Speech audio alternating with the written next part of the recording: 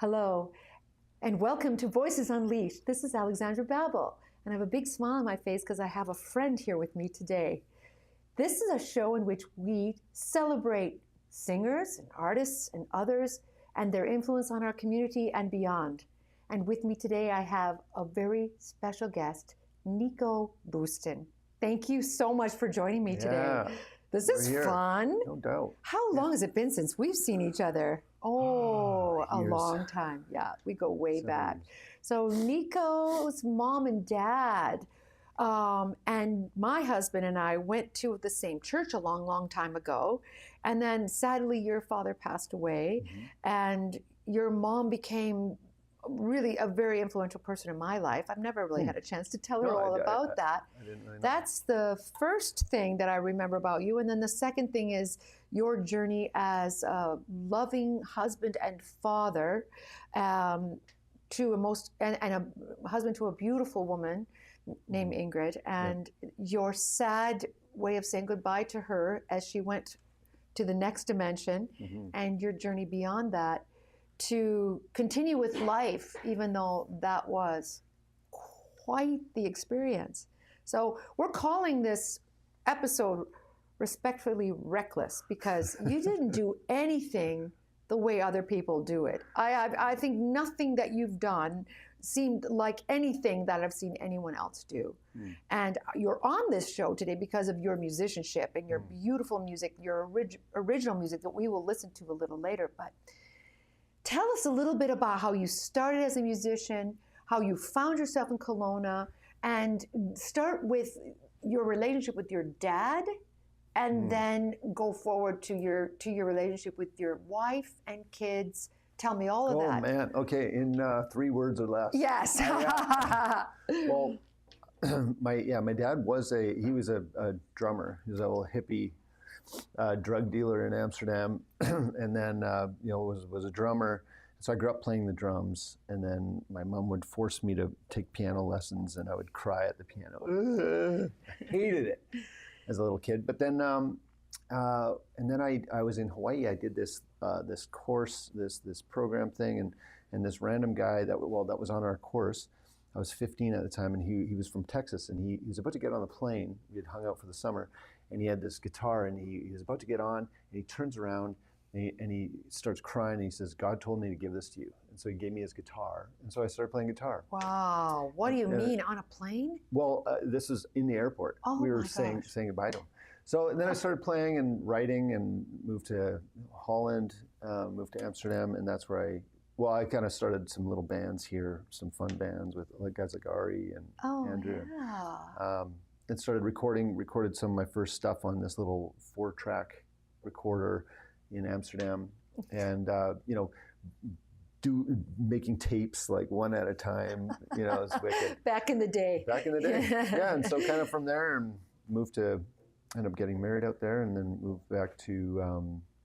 That's where I married Ingrid. That's where you met Ingrid. Yeah, that's right. Oh. Yeah, my dad married us out there, and then we moved to Minneapolis in Connecticut for 10 years. So in Minneapolis, I had worked actually for a church, and I was doing some music there and working with youth, and that's where I kind of really started. I did my first CD, doing that whole thing, and then moving out to Connecticut, and that's where I really tried to. Was trying to be a bit of a rock star. Right. Trying to make it happen.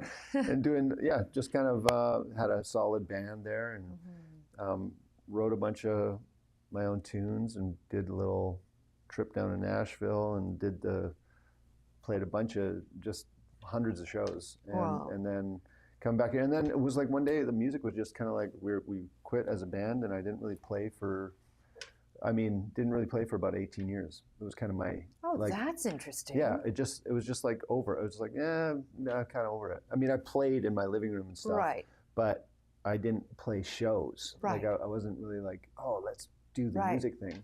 Oh. But that just kind of refired up a couple of years ago. Wow. What do you think rekindled all that? Well, it was kind of like when my kids had moved out. I was empty nester. Are there adults already? Yeah, Oh my my son gosh. just got engaged last Oh my week. gosh. I Yeah. remember when they were little. What happened at the So time? Oh. yeah, I mean, it was just kind of a wild time, and that's why like the I mean, the title of the show, Respectfully Reckless. Yeah. Like my buddies call me reckless, on the bike and on different things, and I like to be. I mean, I like to take chances, and I like to A bit of an do. adrenaline Yeah, junkie. yeah. Oh, okay. Shoot. Sometimes I wish I wasn't, but it's Didn't there. you hurt yourself recently? Oh, I broke my back a year and a half ago. I think I saw that Yeah, online. yeah. It's no big Did deal. I a broke my back. little doink Oh. into a tree, and Oh. but we're good. We're Yeah, still that's moving around. amazing. Yeah, and so my kids had moved out, and I was like, what am I going to do now with my life? And I was doing the production company thing Right, for NHP or so. Yes, New yeah. Horizon Productions. Yes. So, and I was like, so I just took off in my truck. I bought this rooftop tent, and I took off across the continent. I drove to the Atlantic Ocean. Saw All a by bunch yourself? Of my, yeah, just Oh my gosh. saw a bunch of my buddies. This is in 2019. And then I was like, well, what am I going to do? And I had done some coaching. I had done some coach training. One of my besties is a coach, and Coaching, like life coaching, coaching? yeah, clarity coaching, whatever you want to call it. Yeah. Okay. So I'd done some training from 2013 on, and I was like, actually, I love this stuff. I love working with people. Of course. And so I kind of decided when I got back, well, we're going to move on from the production thing. And then I was like, oh yeah, music. Oh, maybe I could make kind of part of a living playing music again, because I was just sort of fired up again about it. Oh my gosh. Tell me a little bit about that coaching thing. Is this one-on-one? Is it grouped? mainly one-on-one. That's kind of my main thing, is working one-on-one. And so yeah, men or women. Most of my clients happen to be men, entrepreneurs. Right. What kind of person comes to you for coaching? What is the thing that brings them to you? Who needs that? Yeah, that's a great question. That's a common question. Is like there's a restlessness. That's sort of the common thread that I've noticed. Is everyone has this little like, I want something to shift or change, and some people don't know, or a big question like, should I quit my job, or what do I do now that I've made all this money, or should I leave my wife, or should I, what do I do? Like, or there's something like I'm not satisfied fully, and I want something more, and I kind of I need some help figuring out, well, what is it that I really want to do next? Right. You think that a lot of people are lacking purpose?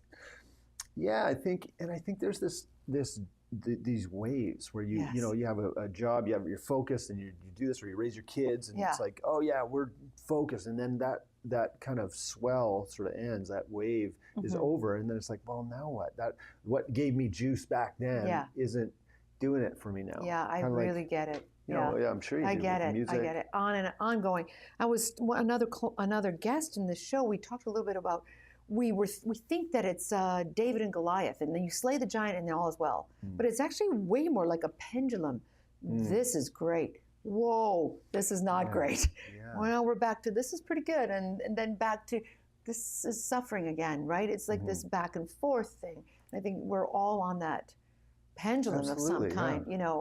I jokingly said to you before we started rolling that I still haven't figured out what I want to do when I grow up. Yeah. So, well, you're doing this. So yeah, it's really fun. Yeah. Oh my gosh, it's really fun, and I'm grateful for this opportunity. So when somebody comes to you for that kind of help, what do you do? Do you take an assessment? Are you learning from them, their history? What do you do? Pretend that I'm, coming to you for the first time. Yeah. So I normally have I call it a chemistry call. So I have like a 20-minute free, like, hey, let's just make sure we're on the same page, figure out what the expectation, what do you want? And some people are like, oh yeah, actually what you're looking for, that might be more focused on therapy, or yeah, this is a good fit, and this is how I roll. I kind of explain how the process goes. And I do I send out a little packet, a discovery packet, I call it. So it's like 13 or 14 questions to help both of us get really clear on what is it that you want, what are the changes that you're looking for, where are you at, a little bit of history, and then we go. So I get that, and then our first session is sort of based off of that, and then we go wherever it really feels important to go for that person. So it's really intuitive and sort of bespoke to the individual.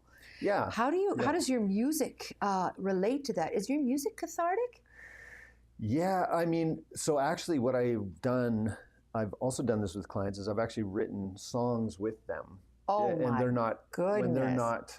they're not musical at all. Some, most of them aren't, but they're like, oh, I'd love to write a song, but we base it off of the coaching stuff. Oh, And you know this as a musician, it's like sometimes you go through something in life, or a lot of times you have this emotion, and it needs, and you could write it down, you could write a letter, you could write a poem, but when you add music, a melody to it, sometimes it needs to be kind of screamed or sung quietly, or whatever, and absolutely it's healing.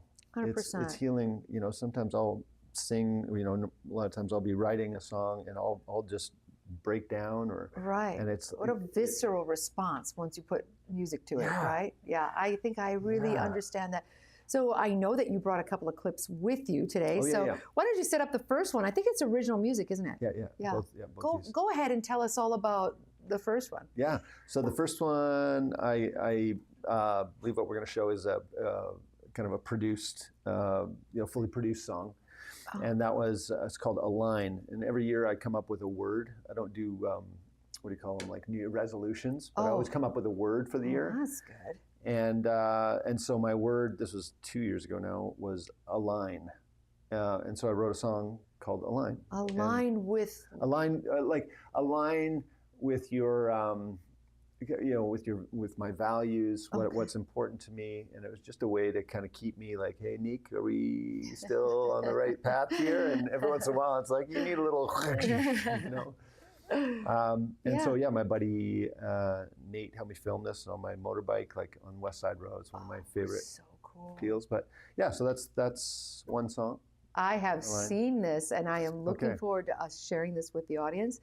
I'll look forward to sharing this clip right now. Oh, right now. All right.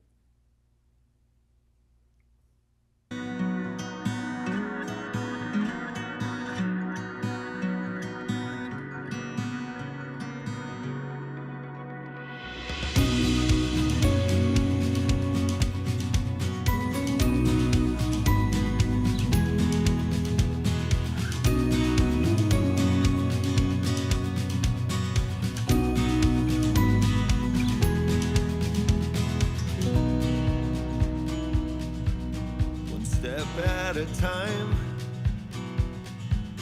with grace on my side, learning to fly from the inside.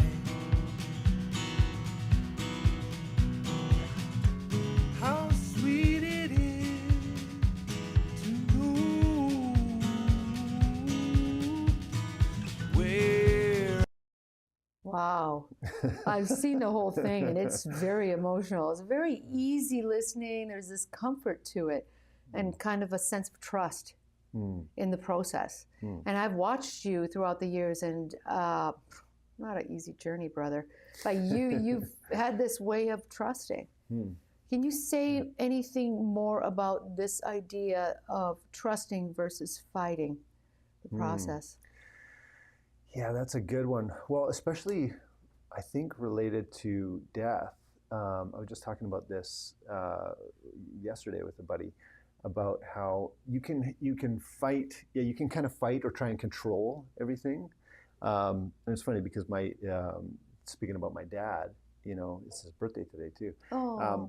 And I remember, that process of losing my dad, and it was like I was really like, oh, we're got to do this, and did all the things and praying and trying to gather the troops and trying to do everything. Yeah.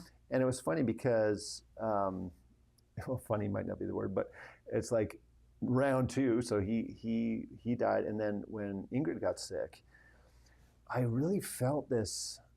I'd say, majority of the time, this trust that we're going to be okay. We're like, it's going to be okay. Like, how old were the kids? So they were. I was just telling the story yesterday. Yeah. They were 9 and 10 when I remember parked in front of right down the road in front of Choices, where I got the phone call saying, yeah, she's got cancer. We got to operate, and it was like a 4-year journey from there.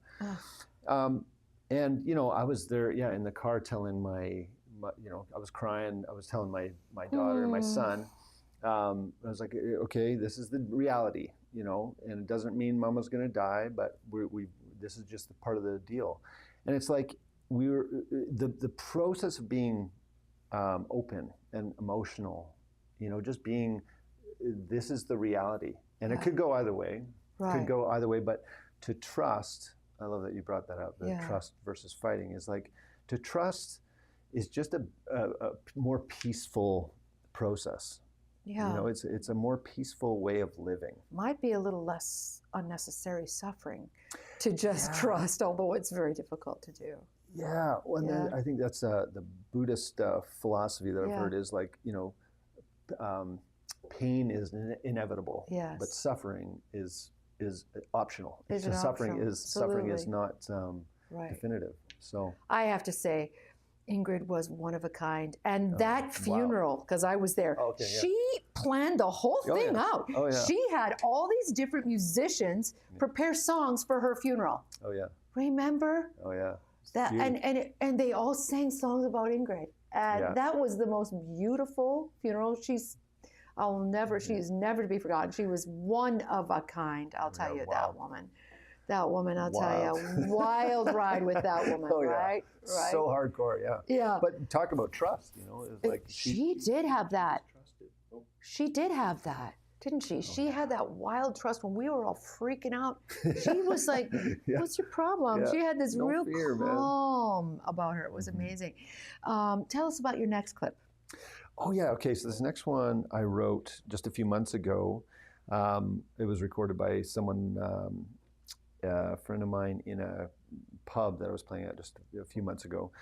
I wrote it on the beach. I did this leadership course in California, so I drove down there a couple times, and I wrote it on this. It's called Schoolhouse Beach. I'll never forget it. It was beautiful, overlooking the ocean, right outside of San Francisco, and it was I was in this relationship, and there was a lot of tension and trying to figure things out.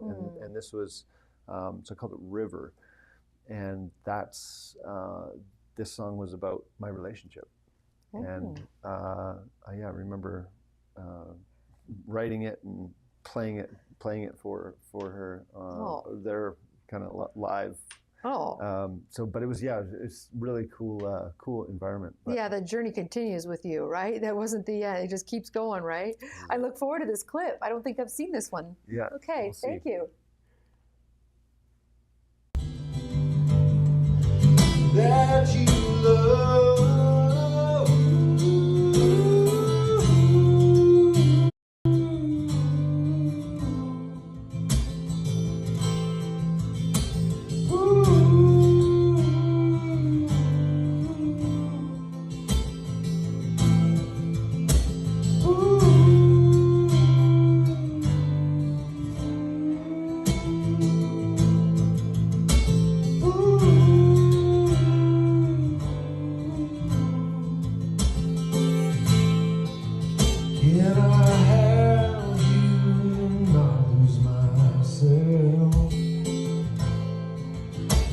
Is it one or the other?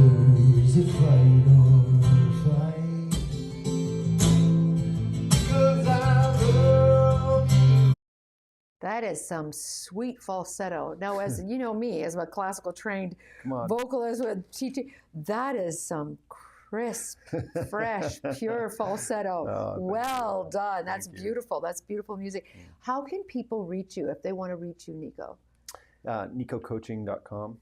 And that has access to my story, my music, gigs coming up. NicoCoaching.com is probably the easiest. Great, and we'll put a little tag at the end of the episode about that. We'll have a little program note about how we can reach you. Cool.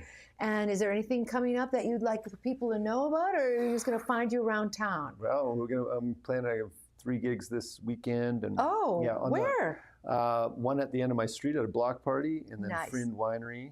Friend? On Saturday, and that's great. Sunday at Shoot Lake Lodge. You're a busy musician. So, that's awesome. Yeah, got a bunch of things going on. Well, thank you so much for being here today, and all the best for your continued success. I mean, you're a story about trust. I'll tell you that. You are kind of respectfully reckless. I recognize that in you over these several decades that I've known you. Thank you so much. Thanks for Thank having you. me. And thank Appreciate you it. so much for the team here to let this show go on. We're having a great time doing it, and we'll see you all next time.